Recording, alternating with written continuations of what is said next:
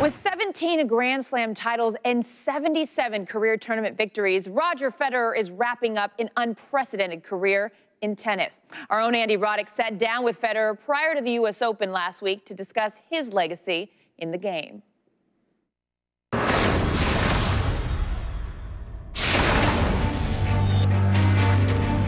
You talk about Michael Jordan, you talk about Tiger Woods. They all talk about like they're a competitor. These guys are, they'll rip your head off.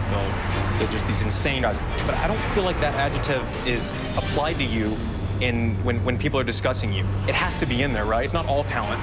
No, it cannot be all talent. I mean, I've worked hard, and I think it's got to be sort of that fire and ice, and I think I'm more in the part where I love winning, and the other guys are maybe more in the I hate losing bit, you know? And because I really enjoy winning, I enjoy playing, maybe I don't show it, but I have that grit.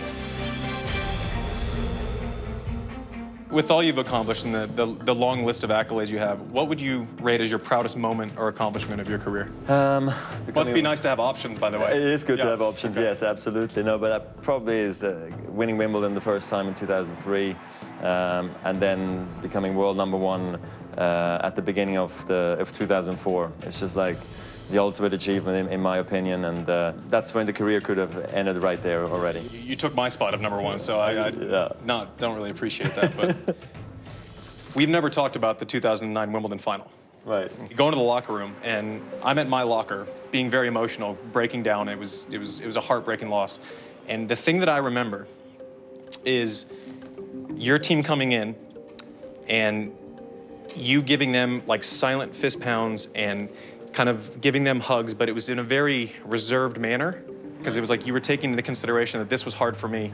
Do you remember that moment at all? Or? I mean, the moment is probably tougher for you than it was happier for me. I think it's so important to respect, you know, your fellow athletes and competitors, and I know how hard you've tried and how difficult it must be, because you just unfortunately can't have it all, you know, and that match was can. So, well, you selfish bastard. Sort of, but no, but seriously, I mean, you deserved it so much, and I just think that was for me a totally normal thing to do and nothing extraordinary, really. Well, it was impressive to me, and I certainly appreciated it. If you had to choose one person who's had the biggest impact over the course of your career, who would that be? Peter Carter, you know, for me was a very important figure. He was my coach when I was about 10 years old till 14, and then from 16 again till about 19. He was like a bigger brother for me, almost like a father figure.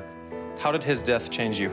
It shook me, it woke me up, and made me realize how fortunate I am to be a tennis player and how much he would want me not to waste anything. And I think this is when maybe my career sort of went into overdrive, and I was like, okay, I want to make Peter proud even though he's not with us anymore today. Looking back, is there anything you regret? I wish I could have maybe realized my potential sort of 2 years earlier, started to work really hard earlier, understand what I was trying to achieve, what was possible.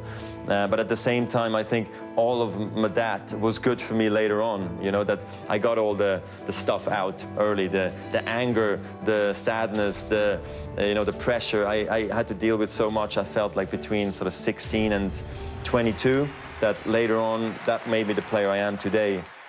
So the storyline's coming into the U.S. Open. There's a weird number next to your name in the draw. It's number 7, which just looks foreign. How do you react to that? I'm more focused on myself than what the people are saying or what people think of my game, because I was struggling with a bit of a back thing. My confidence maybe went away for a little bit. I feel really confident again and know that I have got a chance, whereas maybe, you know, like a month or 2 ago, I was really not sure. Inevitably in sports, no matter how great you are, even the greatest, deal with time and age. Roger Federer is out of Wimbledon to a man who'd never beaten a top 10 player. What's the hardest part for you as far as, you know, realizing you're mortal? I'm aware that it's been a difficult year. I'm sort of fighting back, you know. When you're younger, 17, 19, 21, you have a bad back, half a day, and then it's all gone. Then it becomes 2 days, and then all of a sudden, next thing you know, it's like 5 days. That's when it becomes unsettling and not a lot of fun when you're playing too often with pain. But I think it's going to be definitely more the mind and the body dictating how long I can play. But I mean, if I take care of it and I have passion for it and the results are still there, I think I'm going to still play for some time.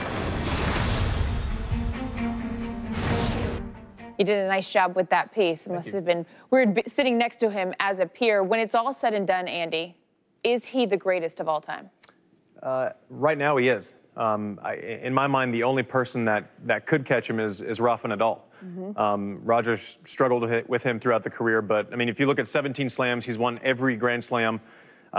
He's the greatest of all time right now. That's what the knock on him is, though, is that Nadal is right there, and he can't seem to get over that hump. Well, I mean, he's beaten him, and you know, Nadal's just beaten him more. You know, it's a tough matchup for him. Being lefty, he's able to get to Roger's weaknesses up high on the backhand side sometimes. But you know, it's not about playing one person. It's about the context of a total career, and you can't argue with Roger's numbers. I think he's the best ever. You alluded to it in the interview. 2009. It was Federer's sixth win at Wimbledon. What did you learn in that moment about yourself and about him? You know, with myself, I learned in the next couple of months that I was able to bounce back. But with him, it was just kind of this human element. You hear what a great guy Roger is. And you know what, you're with people on tour, but it's different from really knowing them.